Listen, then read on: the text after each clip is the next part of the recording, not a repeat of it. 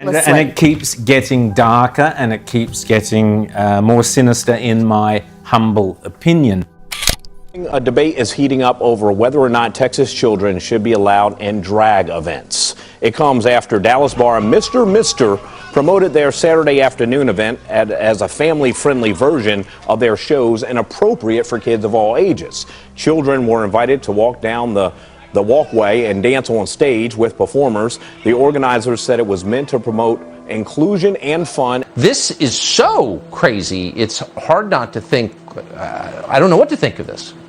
What are we watching? Yeah, I mean, I'm old enough to remember when drag queen story hours were the things that we were outraged at because that's so clearly inappropriate. In this case, you've got a neon pink sign as a backdrop declaring it's not going to lick itself as adult drag performers are dancing and lip syncing and even collecting dollar bills from young kids as their parents were sipping on their drinks, having a good time. A bookstore owner in Port Richey who has hosted drag queen story hours says it's legislating hatred.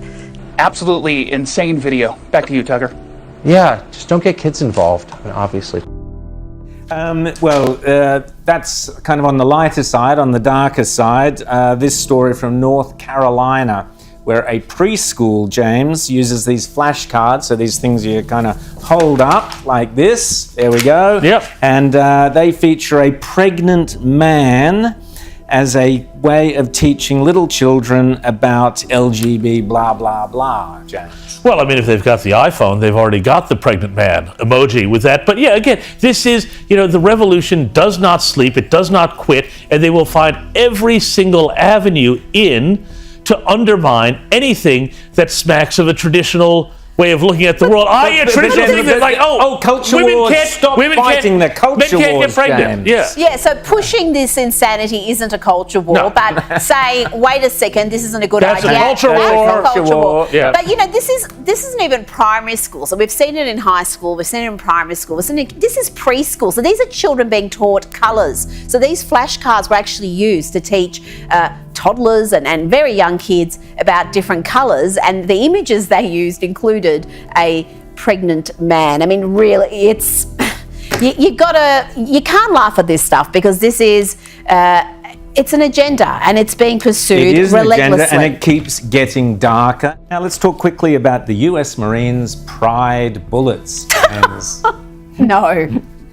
Oh, look at that. Yeah, James. Well, I mean, this is just absolutely amazing to me because what they've done is they've basically appropriated the Full Metal Jacket recruiting, movie poster from that Kubrick Vietnam War film, anti-war film, to promote the U.S. Marines and Pride Month. The Washington Post, newspaper of record in the capital city of the land of the free, let's just remember that, has suspended one of its journalists for 1 month without pay just for retweeting a Twitter post which said something to the effect of, all women are bi, you just have to figure out whether it's polar or sexual.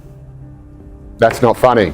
That's not funny if anyone was watching. But David Weigel landed in hot water after his colleague drew attention to the fact that he had retweeted, not tweeted, just retweeted this joke from YouTuber Cam Harless.